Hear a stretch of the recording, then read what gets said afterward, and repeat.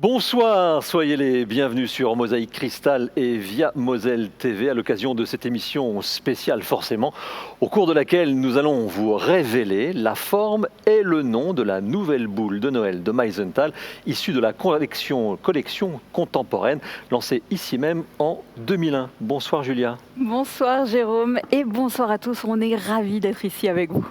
C'est ensemble, effectivement, avec Julia, que nous allons découvrir celle qui, dans quelques instants, va succéder à l'AB. Et oui, évidemment, il y en a une. Les équipes du CIAV ne sont pas du genre à se résigner.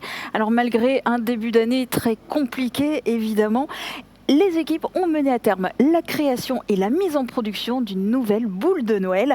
Et nous espérons qu'elle vous apportera un petit peu de chaleur, de réconfort par ces temps plutôt moroses. Mais je vous préviens tout de suite, il va falloir vous armer de patience avant de faire la connaissance de la petite dernière de cette collection contemporaine. Le temps tout d'abord de vous raconter la fabuleuse histoire de ce site dans lequel nous nous trouvons aujourd'hui. Julia, ce site, c'est Meisenthal. Alors, si vous l'ignorez encore, Meisenthal, littéralement la vallée des Mésanges, c'est en Moselle-Est, au pays de Bitche, un village de 700 âmes qui vit depuis 1969, date de la fermeture de la verrerie de Meisenthal. Un bien étonnant second souffle. Nous avons d'ailleurs installé notre plateau dans l'impressionnante halle verrière de cette verrerie, véritable cathédrale industrielle, témoin de l'épopée hors du commun de Meisenthal. Et cette halle accueille désormais des expositions et des concerts. Et puis à quelques pas de nous, vous ne les entendez pas depuis votre télé, mais je vous l'assure, les fours du CIAV, le Centre international d'art verrier, ronronnent. Ils poursuivent l'ambition de sauvegarder et de valoriser le savoir-faire des verriers propres à ce territoire depuis plusieurs siècles. Une renaissance symbolisée par la fameuse collection des boules de Noël contemporaines qui place chaque année le site sous le feu des projecteurs ainsi que les verriers bien sûr. Et cela à l'occasion d'une grande soirée au cours de laquelle la boule de l'année est dévoilée.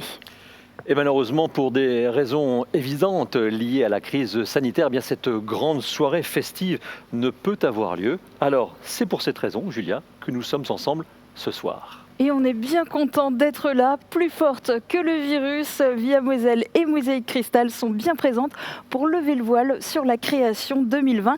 Alors sans plus attendre, poussons la porte des ateliers de soufflage où les verriers produisent la boule de Noël contemporaine millésime 2020. Et sur place, nous retrouvons Uranie.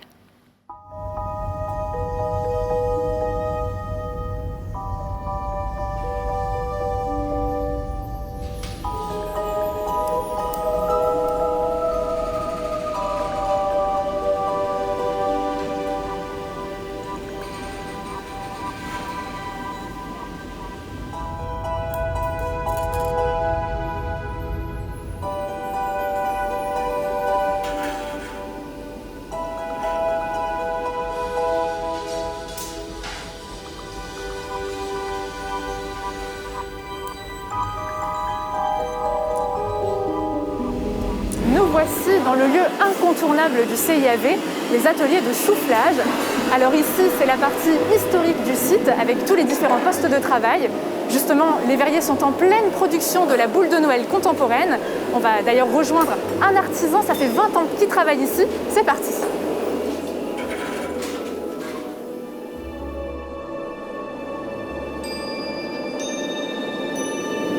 Et oui, l'histoire continue. Ici, on se trouve dans le tout nouvel atelier qui a été construit récemment. Alors, les fours tournent à plein régime, il fait très très chaud et comme promis, c'est ici qu'on va rencontrer Sébastien. Bonjour. Bonjour. Alors, expliquez-moi en quelques mots qui vous êtes. Je suis Sébastien Maurer, je suis originaire de Götzenbrück et je travaille au Centre d'art verrier depuis 2001. Ah oui, quand même. Ah oui, ça fait quelques années. Je suis un des plus anciens et j'adore travailler le verre. C'est vraiment un métier passion. Alors justement, on va parler de votre passion. Quelles sont les grandes étapes pour la fabrication de cette nouvelle collection? Alors la première étape, c'est on va prendre une canne à souffler qui a été préchauffée dans un four à peu près à 500 degrés parce qu'il faut que l'acier soit très chaud pour que le verrier adhère. Et ensuite, je vais aller chez ma collègue qui va me donner la bille de couleur qui va permettre de colorer la pièce. Ok.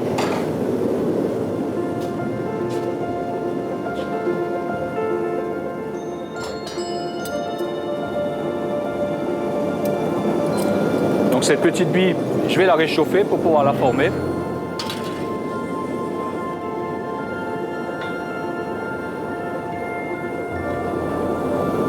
Voilà, maintenant que j'ai arrondi mon verre, je vais aller cueillir du verre dans le four principal qui lui est à 1150 degrés.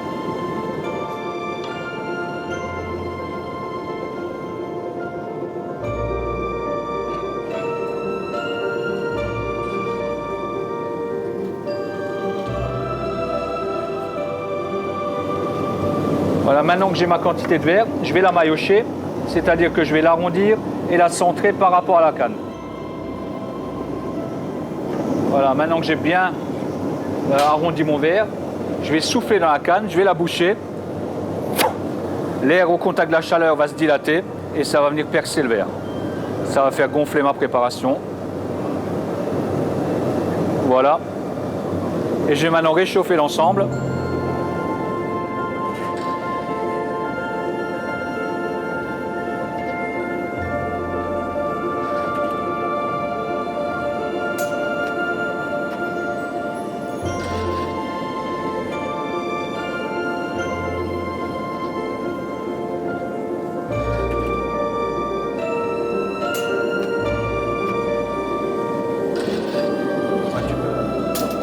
Donc là, je fais ma préparation. Ça, c'est le plus important en fait, c'est l'étape la plus importante. Et après, je vais trancher et je vais directement au moule. Donc là, je rentre dans le moule et je vais insuffler de l'air sous pression, le verre gonfle et en quelques secondes, il épouse la forme du moule. Sébastien, on l'a vu, la fabrication, ça demande beaucoup de précision, de minutie. Est-ce qu'il y a une étape qui est primordiale qu'il ne faut absolument pas rater? En fait, toutes les étapes sont super importantes parce que si on en rate une, on n'arrivera pas au bout de la pièce. Par contre, peut-être que l'étape la plus importante, c'est juste avant d'aller au moule, c'est le fait d'avoir la bonne forme pour entrer dans le moule. Il faut que ça se rapproche le plus possible. Alors, on ne va pas encore dévoiler le nom ni la forme de la boule, on va laisser encore planer le suspense. Mais je voulais vous demander, à titre personnel, qu'est-ce qu'elle représente cette boule pour vous? Comment vous la décririez? Alors en fait, ouais, je la trouve bien. Le début est toujours difficile parce que chaque année, on a la boule de l'année d'avant en tête, donc c'est difficile, mais petit à petit, on apprivoise la boule et cette année, elle est exceptionnelle comme chaque année. Merci beaucoup Sébastien. Nous, on va aller dans l'autre atelier parce que Mathilde nous attend pour également donner son avis. À bientôt. À bientôt.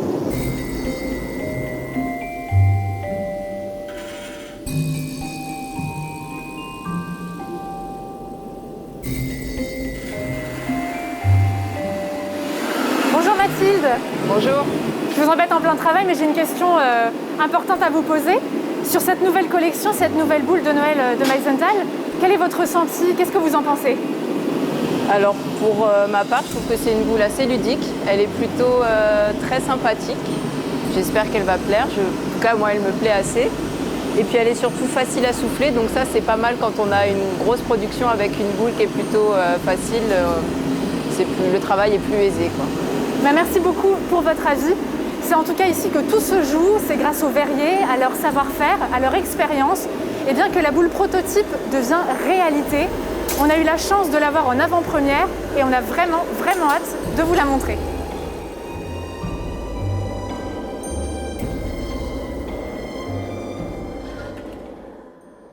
Merci Uranie, bravo aux verriers, à tous les verriers. Un merci particulier à Sébastien et à Mathilde qui donnent vie à la boule 2020. Alors si les plus perspicaces d'entre vous ont déjà décelé des indices sur la silhouette de cette petite dernière, il nous reste quand même encore beaucoup à découvrir, à commencer par sa forme, son nom, ses auteurs, bref, son histoire. Et tiens Julia, à propos d'histoire, je vous propose de remonter le temps, d'actionner la machine à remonter le temps partir pour revivre cette épopée industrielle incroyable ici sur le site de Meisenthal avec ce court extrait du film intitulé « L'histoire continue ». À l'origine, les verriers sont nomades et se déplacent au gré de la proximité de ressources en matières premières. Ce n'est qu'à partir du début du XVIIIe siècle qu'ils sédentarisent leur activité, et notamment dans les Vosges du Nord. La verrerie de Meisenthal, fondée en 1704, connaîtra une épopée industrielle hors du commun. Elle sera marquée par sa collaboration entre 1867 et 1894 avec Émile Gallet, maître de l'Art Nouveau et fondateur de l'école de Nancy. Cet épisode conférera à Meisenthal le statut de berceau du verre Art Nouveau.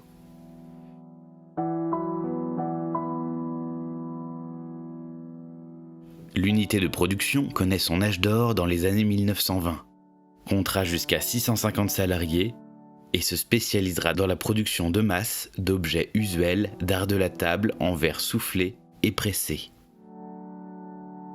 À la fin des années 1960, fortement concurrencée par les verreries mécanisées, l'unité de production traditionnelle connaît de grandes difficultés. Le 31 décembre 1969, les 230 derniers verriers de la verrerie de Meisenthal ne sont pas à la fête. La sirène de l'usine retentit pour la dernière fois et clôt le chapitre de 265 années d'aventure verrière. En l'espace de quelques mois, les ferrailleurs recyclent 8000 moules en métal et désossent l'usine. L'outil de production est inexploitable. La friche de l'usine, qui occupe 1 hectare, n'a plus aucune valeur marchande. La ligne ferroviaire est close, les commerces locaux ferment leurs portes et le village s'assoupit. L'histoire aurait pu s'arrêter là en effet, mais non, et heureusement, grâce à la volonté, la pugnacité même de générations de bénévoles, et puis aussi grâce à l'engagement d'élus et à la mobilisation de salariés, eh bien le site de Meisenthal n'est plus assoupi, il revit. Uranie va vous le prouver, elle est en compagnie de David Suc, le président de la communauté de communes du Pays de Bitche, qui gère le site de Meisenthal. Depuis la fermeture du site verrier en 1969, beaucoup d'énergie a été déployée pour reconvertir le site. David Suc, bonjour. Bonjour. Vous êtes le président de la communauté de communes du Pays de Bitche. Alors ma première question, ce serait de rappeler en quelques mots l'histoire du site, que ce soit le musée, le CIAV et la verrière. Alors l'histoire du site, c'est celui d'une poignée d'hommes et de femmes du territoire qui sont engagés en 83 pour constituer un musée, le musée de Meisenthal. Vous le disiez, la verrerie a fermé en 1969 et puis on a eu ces hommes et ces femmes qui ont été d'anciens verriers, ces hommes et ces femmes qui n'ont pas souhaité se résigner face évidemment à cette fermeture, puisqu'on le rappelle en 69, ce sont 230 employés qui ont été licenciés. Et donc ils ont constitué un musée avec l'appui évidemment des collectivités et c'est autour de ce musée, autour de ces valeurs, de ce savoir-faire qu'est née ensuite l'idée un peu plus tard, en 92, de créer le Centre international d'art verrier. Et l'objectif, c'était de permettre à des jeunes de pouvoir reprendre ses capacités, ses savoir-faire, refaire quelque chose au travers des moules qui ont été conservés aussi, et ils étaient peu nombreux, mais il y en avait, et donc de constituer un certain nombre d'objets, et la première boule a été soufflée en 92. Et puis, au fur et à mesure, évidemment, l'aventure a pris, l'histoire continue, et donc aujourd'hui, c'est un site qui est réorganisé, des travaux sont faits, et je crois que la richesse du site de Meisenthal, c'est à la fois de conjuguer ce passé, ce savoir-faire, au travers du musée, au travers de l'art verrier. C'est cette capacité aussi de donner à la halle verrière qui est juste derrière, plus de 3000 m², qui vibre très souvent, évidemment, au travers de concerts de rock, des festivals, des expositions contemporaines. Et je crois que c'est important aujourd'hui en milieu rural de pouvoir permettre à la jeune génération et aux anciens une vraie résonance culturelle. Et nous avons ici un certain nombre de programmations artistiques de grand renom, et puis évidemment des productions contemporaines qui associent à la fois les savoir-faire des anciens, des nouveaux, une vraie volonté d'avoir une vocation pédagogique, puisque nous accueillons beaucoup de jeunes ici pour de la formation, et puis permettre évidemment de créer des objets design, des objets tout à fait contemporains, avec un savoir-faire qui est multiséculaire. Vous l'avez dit, de l'ancien, du neuf, un site qui se reconvertit, on va dire, quotidiennement. Est-ce que c'est un territoire qui a du potentiel ? C'est un territoire qui a du potentiel, c'est avant tout un territoire qui est fier de ce qu'il est, qui est fier de ses valeurs, qui est fier de ses racines. Et le Beecherland, aux confins de la Moselle, dans cette ancienne Lorraine, a toujours su rebondir. Ce site, lorsqu'il a fermé en 69, évidemment, c'était une catastrophe. Nous avons connu d'autres fermetures. Je ne vais pas revenir sur l'histoire industrielle de la Moselle. Et je crois que le pays de Bitche a cette capacité d'essayer de se prendre en main. Et donc, ici, vous avez la démonstration d'hommes et de femmes qui se sont engagés, de jeunes qui sont restés au territoire pour s'engager. Quand vous prenez ces 35 collaborateurs qui sont aujourd'hui sur le site Verrier, c'est essentiellement des jeunes du pays de Bitche. Et donc, le territoire a évidemment du potentiel parce qu'avant tout, les hommes et les femmes sont fiers de ce qu'ils sont fiers des valeurs qui les animent, sont fiers du savoir-faire, sont fiers de consommer local, sont fiers de revendiquer un certain nombre d'exigences auprès des collectivités, auprès de l'État, et je crois que c'est important. Parmi les nombreuses activités qu'il y a sur le site, l'une des plus populaires, c'est les boules de Noël donc de Meisenthal. Je vous propose d'aller à l'intérieur pour voir un petit peu tout ça.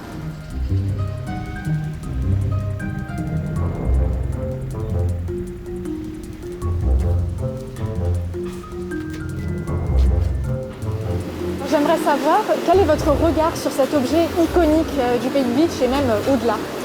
Mon regard est un regard d'émerveillement, celui d'avoir la démonstration qu'entre un savoir-faire multiséculaire, entre une génération aujourd'hui qui est une génération qui s'éloigne un petit peu à la fois des métiers d'art et qui se tourne vers le numérique, mon émerveillement par rapport à un territoire qui en est fier, mon émerveillement par rapport à une activité économique et touristique.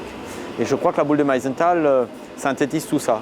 Celui d'une destination touristique, celui d'un savoir-faire, celui d'un objet contemporain qui va traverser les générations et dont les anciens, les nouveaux, les jeunes, les moins jeunes puissent identifier, j'allais dire, un territoire d'appartenance.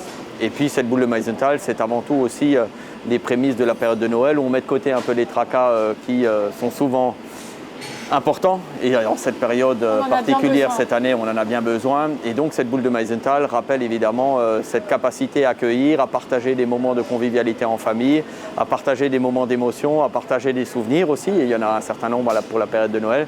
Donc voilà un petit peu ce qu'incarne pour moi cette boule de Noël de Meisenthal. Est-ce que parmi celles qui ont déjà été créées, vous en avez une préférée ? J'en ai quelques-unes évidemment qui sont tout à fait particulières à mes yeux. Il y a Vroom par exemple qui a réussi à agréger au travers de cette boule à la fois un objet spécifique, celui d'une boule de Noël et puis d'une trace de pneu. Trace de pneu puisque en période hivernale nous avons en règle générale de la neige et dans le pays de Bitche on en a un peu plus souvent et un peu plus qu'ailleurs. Et donc je me souviens lorsqu'elle a été dévoilée, nous avions un beau manteau neigeux.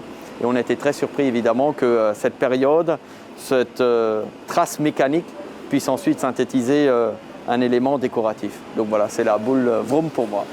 Et bien sûr, parmi toutes celles qui existent, elles ont toutes une spécificité. Si vous n'avez pas encore commencé la collection, c'est peut-être le moment pour commencer. À propos de collection, Jérôme, mon petit doigt m'a dit que tu es un grand fan, un passionné.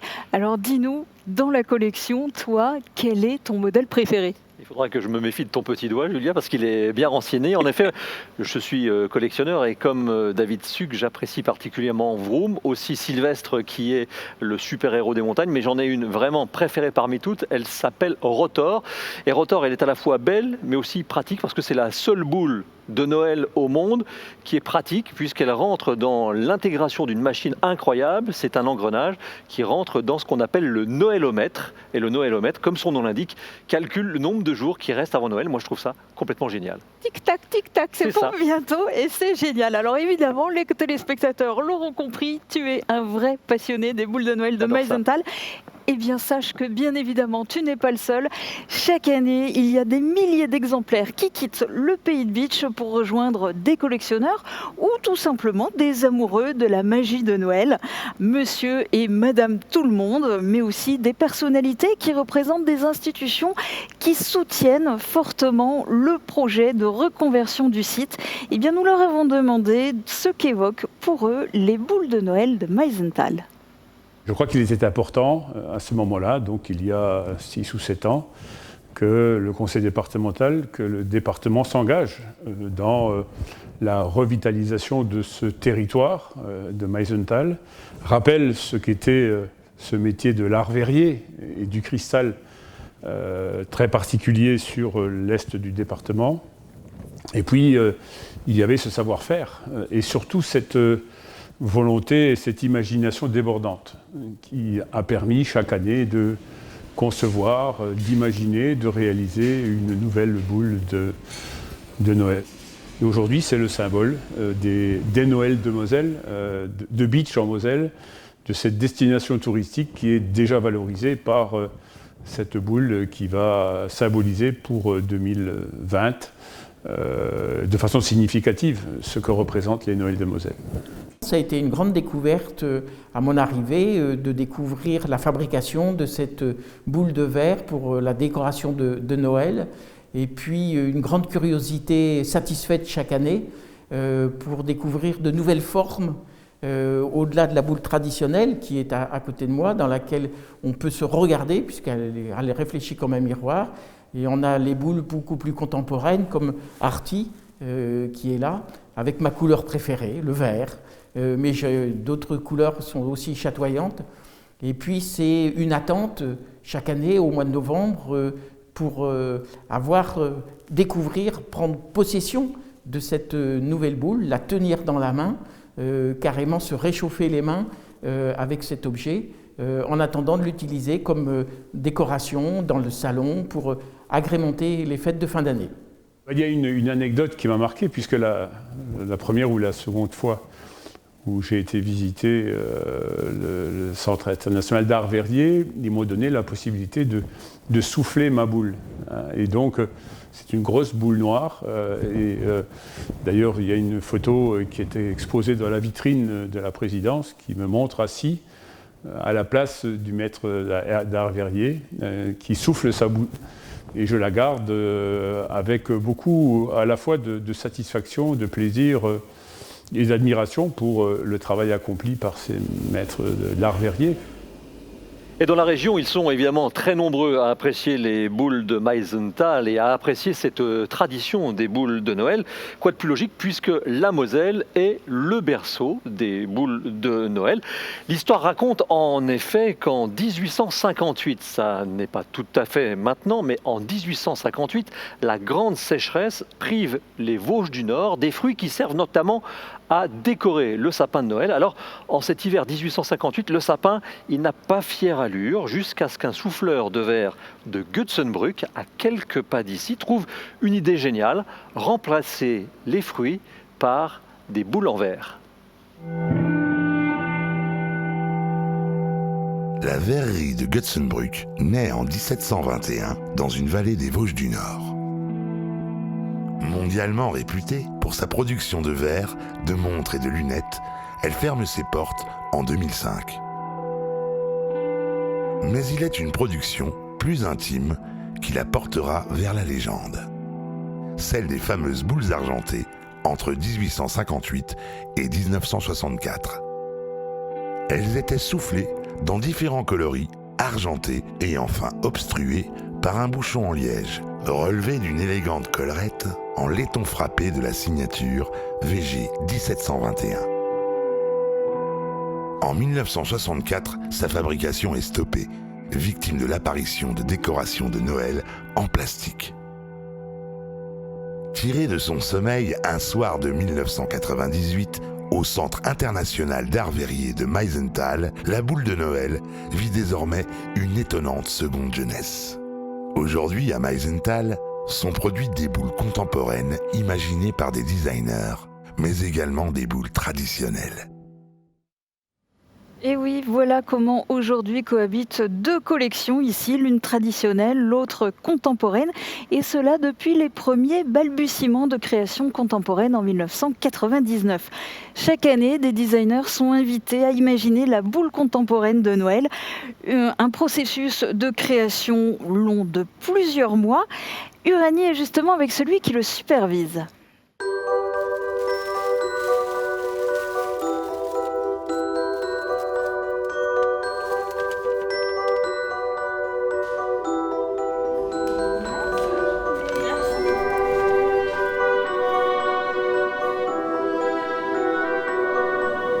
Je me trouve maintenant dans la boutique. Ici, il y a 20 ans de boules de Noël. Je n'ose imaginer toute la créativité qu'il faut avoir, mais aussi la patience et l'envie pour proposer des choses très différentes chaque année. Et celui qui dirige le tout, eh bien, c'est Yann. Salut! Salut! Alors, tu travailles ici depuis 1997 et tu diriges le CIAV depuis 2001. Je voulais voir avec toi comment est-ce que tu peux expliquer le succès de ces boules de Noël? C'est une contingence de plein de choses. C'est d'abord le supplément d'âme qu'elles portent en elles, parce que ces boules de Noël, on ne les a pas inventées, on a simplement poursuivi une histoire qui s'était éteinte en 1964. Donc c'est un morceau de notre patrimoine matériel et immatériel que l'on a remis en fonction. Ce qui est important aussi, c'est, je pense, la sincérité de cette production. C'est vrai qu'on est loin des trucages des industries de masse qui n'hésitent pas à piller les codes culturels locaux pour s'inventer des espèces de légitimité commerciale. Là, on y est. On est au fin fond d'une vallée du Pays de Bitche, sur un lieu qui a accueilli une verrerie depuis 1704. On a réembauché des verriers, on maintient le savoir-faire, on essaye de le reporter vers l'avenir. Donc c'est vraiment cette sincérité qui, à mon avis, est le secret du succès de cette production. Et alors, comment est-ce qu'on fait pour garder le suspense jusqu'au bout? C'est compliqué, hein. C'est vrai que durant les quelques semaines qui précèdent Noël, il ne se passe pas une journée sans qu'on soit savamment cuisiné au bord d'un terrain de foot, dans la salle d'attente d'un médecin ou au supermarché. C'est quoi la boule? C'est quoi la boule? Alors, je te laisse imaginer le malin plaisir qu'on a, nous tous, dans l'équipe, à préserver ce suspense, parce que lui aussi, je pense, fait partie de ce rituel magique des boules de Noël de Meisenthal. Et puis c'est secret professionnel aussi. Hein. Également. Donc, on ne dit rien encore, on garde le suspense. Je te propose de continuer notre conversation, mais en prenant un peu de hauteur et en allant regarder le travail des verriers. Avec plaisir.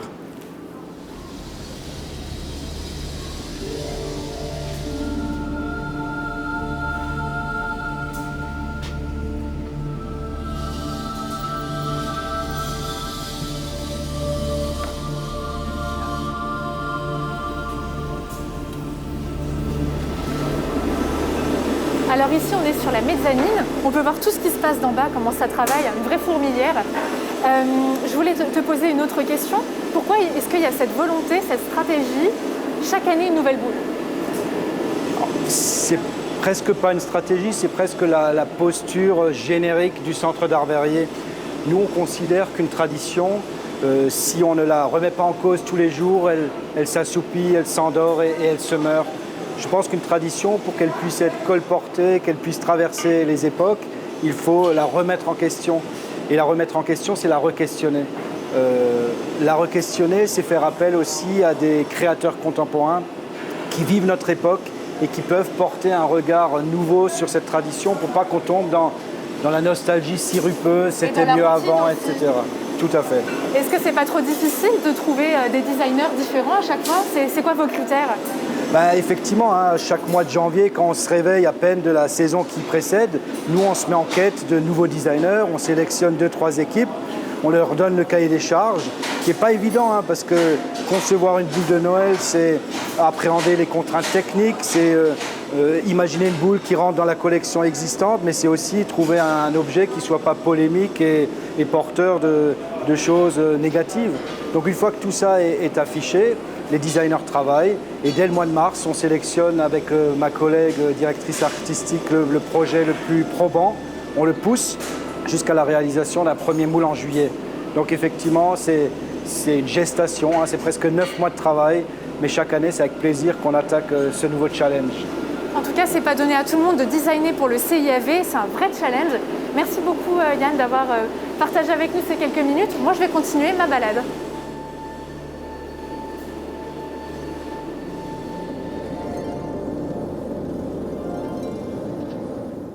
Je veux voir la boule, Julien, à force de fureter dans les coulisses de cette boule de Meisenthal, d'aller dans les ateliers, à la boutique, avec Yann, avec les verriers. À force de tourner autour de cette boule, j'imaginais enfin que je puisse la voir. Mais c'est rigolo de te voir trépigner comme ça. Allez, encore un peu de paix. On dirait un petit enfant comme ça qui regarde le sapin de Noël avec tous les cadeaux et qui veut absolument aller les ouvrir. Ouais, voilà, c'est toi. Le cadeau. Bon, allez, ceci dit, tu as raison. Il est temps de découvrir la nouvelle boule de Noël de Meisenthal, éditée par le CIAV. Mais pour cela, je vais vous demander de faire appel à votre âme d'enfant. Ça va. Le suspense prend fin là, dans quelques instants. Ça ne tient qu'à vous. Vous êtes prêts pour l'aventure? C'est parti.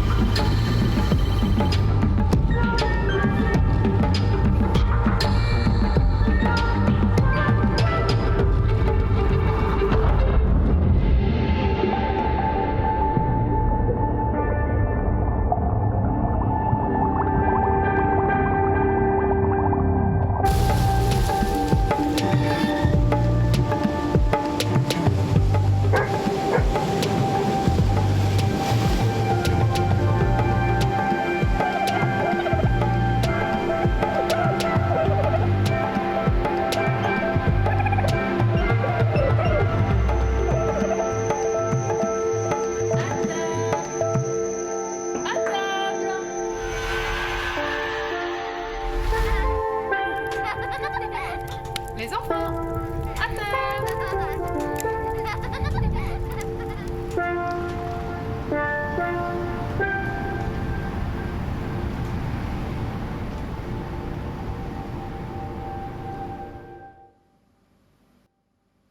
Alors vous êtes tous prêts à embarquer, la voici, Magma, cette fameuse capsule d'exploration intraterrestre qui est prête pour des voyages extraordinaires, hein, comme ça, là, dans les entrailles de la Terre. Comment tu la trouves, Jérôme ? Moi j'adore le concept, franchement. C'est un peu comme Sylvestre d'ailleurs, j'en parlais tout à l'heure sans savoir que Magma était aussi un outil pour voyager dans le temps. Enfin, c'est un moyen de transport imaginaire, ça va faire un carton chez les enfants. Moi je me sens en revue, ça me rappelle un film d'animation, puisqu'on ne dit plus dessin animé, un film d'animation dans lequel on a vers l'infini et au-delà avec ma capsule Magma. Je crois qu'on a perdu Jérôme. En tout cas, je vois que Magma provoque déjà ses premiers effets magiques, ça tombe bien. C'était aussi ce qui était escompté. Alors le temps que Jérôme se remette de ses émotions, eh bien partons dans les coulisses de la création de cette nouvelle boule contemporaine. Calez-vous confortablement dans votre fauteuil, embarquement immédiat pour le centre de la Terre.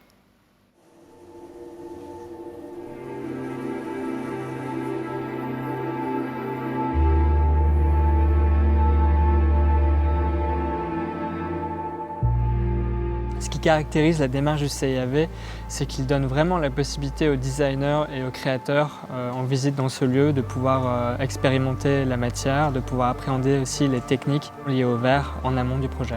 On a pu découvrir les moules des boules des années précédentes et ça nous a vraiment permis de comprendre tout le processus de la création d'un objet en verre, les contraintes et les possibilités presque infinies également.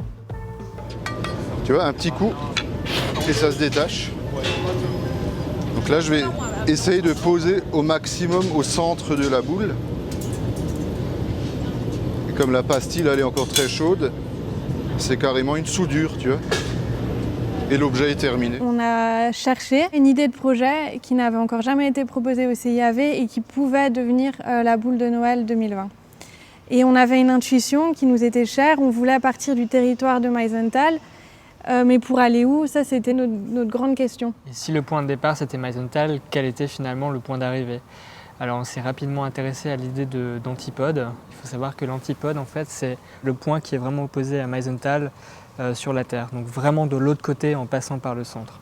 Et il se trouve que ce point se place exactement au large des côtes de la Nouvelle-Zélande, pile dans l'océan Pacifique. Et c'est comme ça que l'aventure de la boule de Noël 2020 a démarré. On s'est demandé à quoi ressemblerait ce voyage, comment le faire, et on a essayé d'imaginer un vaisseau, un engin qui nous permettrait de traverser la Terre en passant par son centre. Après avoir lu notamment les voyages extraordinaires de Jules Verne ou regardé des missions spatiales contemporaines, Antoine et moi on s'est posé pas mal de questions scientifiques, pragmatiques et parfois assez surréalistes.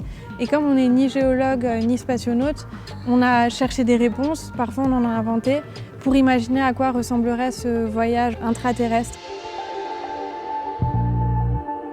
À partir de ce moment-là, nous avons commencé à dessiner un inventaire de toutes sortes d'engins pour traverser la Terre, ce qui a servi de base de travail par la suite pour pouvoir vraiment se concentrer sur les données techniques. Alors déjà, je vois quelques petits détails qui vont pas fonctionner. Tu vois, le gros plat avec le petit col. Bon, pour moi, ça marchera très bien, tu vois, par exemple. Là, tout est arrondi en fait.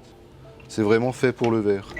On fera descendre les stries jusqu'en bas, jusqu'à la pointe. Une des étapes importantes dans la production de la boule de Noël au CIAV, c'est l'impression 3D de plusieurs scénarios d'objets qu'on avait proposés et qui permettent de vérifier la volumétrie, la symétrie, certains galbes, des courbes contre courbes et qui ensuite permettent surtout de faire un premier moulage en plâtre et de souffler le premier prototype en verre de la boule de Noël. Et ce premier prototype est extrêmement important pour nous. Cette phase intermédiaire nous permet vraiment de valider le volume, de réajuster après 2-3 dessins dans le moule final en métal qui lui va servir à produire toutes les boules de Noël.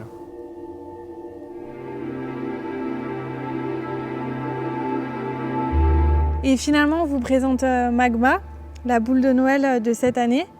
qui est une maquette, une espèce de prototype à l'échelle 1/50 de ce à quoi pourrait ressembler le vaisseau qui nous conduirait au point antipodal de Meisenthal. Et c'est une sorte de collage en fait de plusieurs éléments, d'une sorte de pas de vis qui pourrait nous permettre de creuser la Terre, d'hublots qui nous invite aussi à profiter du voyage et à découvrir à quoi ressembleraient les entrailles de la Terre, et d'éléments techniques et très esthétiques comme des stries qui jouent aussi avec la lumière naturelle du verre.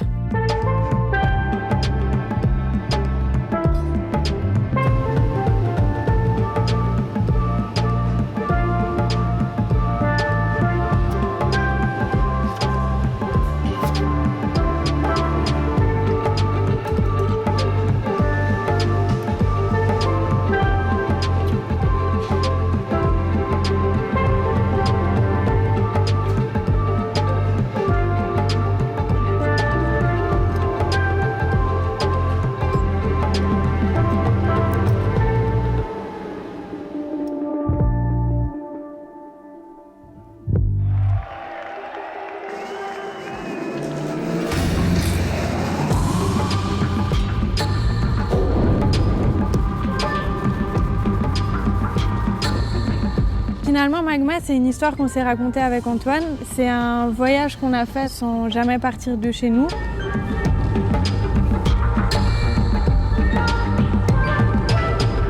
Et on espère que c'est un objet qui donnera la possibilité à d'autres gens de se raconter des histoires et pourquoi pas de partir en expédition aussi.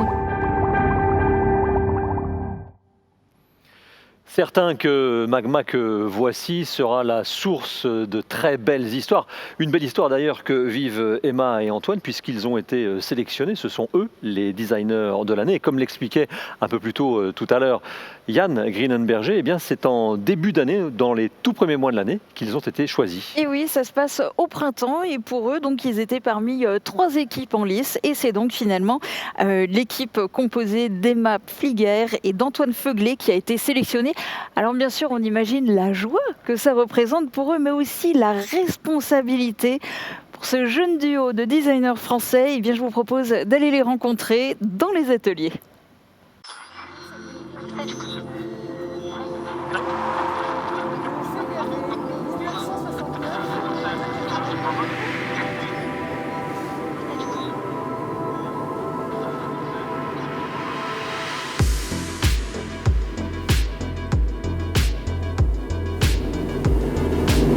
Voici donc au beau milieu du Ballet des Verriers. C'est très hypnotique de les voir travailler, de les regarder faire. Et c'est ici que nos 2 designers nous attendent. Emma, Antoine, bonjour. Bonjour. Alors ma première question, c'est pour vous, Emma. Qu'est-ce que ça vous fait de voir ce qui est sorti de votre imagination être concrétisé, être produit à grande échelle? On est très contents et très impressionnés à la fois.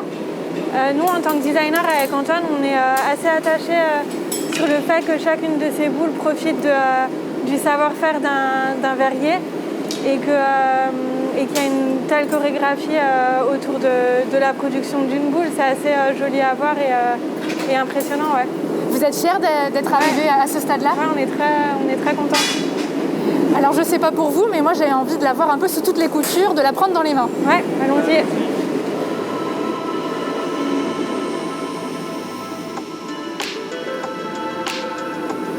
Ah ben on voit qu'il y a déjà plusieurs couleurs. Elle est magnifique dans cette couleur-là. Alors ma deuxième question, elle est pour vous, Antoine. Qu'est-ce que ça fait, qu'est-ce que ça vous évoque de vous dire que dans plusieurs milliers de foyers, il y aura cet objet qui sera exposé ou dans les mains des enfants, par exemple? Pour nous, ce qui est intéressant de constater, c'est que c'est un objet qu'on a nous-mêmes dessiné et au final, il ne nous appartient plus. C'est finalement tous les acquéreurs de la boule, tous les gens qui l'ont acheté, qui l'ont chez eux, qui vont pouvoir projeter leur propre imaginaire, pouvoir imaginer leur propre histoire dessus. Et en ce sens-là, pour nous, c'est vraiment très intéressant et très important. De l'avoir sur le sapin, mais aussi de l'avoir dans les mains. Est-ce que vous l'avez justement créé pour que cet objet ne soit pas que exposé? Absolument, en fait, c'est un modèle réduit d'une capsule. Donc pour nous, c'est comme un jouet. Elle est assez ludique et instinctivement, on a envie de la prendre en main. Donc pour nous, c'est très intéressant aussi de pouvoir vraiment jouer et de ressentir sa physicalité dans les mains, entre les mains. Ouais. Quelque chose de ludique finalement. Exactement. Et merci beaucoup à vous deux pour tout ça. Et puis moi, il ne me reste plus qu'à vous dire qu'ici, bien sûr, au CIAV, au cœur de tout ça, eh bien plusieurs milliers de boules magma vont être créées cet hiver. Ça sent bon les fêtes de fin d'année, la neige, le sapin.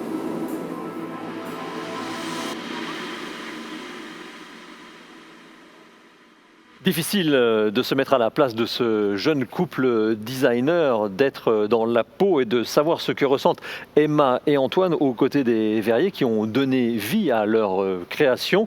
Il y a sans doute quelque chose qui s'apparente à la naissance d'un enfant. Alors un enfant, du coup, à l'imagination débordante à bord de cette capsule Magma. Elle est magnifique, on s'en lasse pas de l'admirer. Et d'ailleurs, le CIAV prend chaque année un malin plaisir à décliner l'histoire de la nouvelle boule sur différents supports, vidéos, comme vous l'avez vu dans cette émission, mais aussi campagnes graphiques et livres. Et cette année ne fait pas exception, puisque nous avons découvert tout à l'heure le film d'animation, le documentaire sur les coulisses de Magma, auquel s'ajoute désormais, je vais vous la présenter à la façon d'un certain Thierry, cet ouvrage Mission Magma, illustré par Ariana Rosan. C'est un joli livre qui prolonge l'aventure pour les petits, mais pas seulement, pour les grands aussi. Et c'est du coup sur ces images, sur ce bel ouvrage que s'achève cette émission, cette Mission Magma. Un grand merci à tous. Julia, non, oui. Tu n'as pas oublié quelque chose peut-être? Oui, mais bon, c'est Magma qui me déconcentre. Voilà. Alors, quelque chose d'important, par exemple. Oui, parce que moi, j'ai la chance de l'avoir dans les mains, et puis je l'aurai bientôt sur mon sapin. Ce n'est pas encore votre cas. Alors, puisque la boutique de Meisenthal et les points habituels de vente sont fermés jusqu'à nouvel ordre, la question que vous posez sans aucun doute, c'est comment acheter Magma? Alors justement, la question, je te la pose. Comment se procurer Magma cette année? Il y a un mot qui revient un peu partout chez tout le monde cette saison, c'est le click and collect. Donc depuis l'annonce du reconfinement, les équipes du CIAV ont mis les bouchées doubles pour réinventer au pied levé le mode de diffusion des boules de Noël. La solution, c'est un dispositif de boutique en ligne accessible à partir du site internet www.ciav-meisenthal.fr et vous pourrez ainsi acquérir la boule 2020, donc Magma, mais aussi une sélection d'autres modèles édités ces dernières années, et puis des ouvrages, dont le livre que Jérôme vient de vous présenter. Alors ça c'est bien beau, mais comment je récupère ma commande? Mais je t'ai dit, click and collect. Ah, c'est vrai. Click and collect, c'est sur rendez-vous et c'est directement à Meisenthal. Donc c'est pas forcément pratique pour tout le monde si vous venez d'un peu loin avec les attestations de sortie, tout ça. Mais votre commande pourra également être livrée par voie postale. Attention cependant, compte tenu des capacités logistiques mises en place par le CIAV, seules quelques 300 commandes vont pouvoir être traitées chaque jour. Et puis la commercialisation, ça commence là, tout de suite, maintenant. Voilà, Magma est enfin dévoilé sur Mosaïque Cristal et sur Via Moselle TV. Nous sommes prêts pour de nouvelles aventures.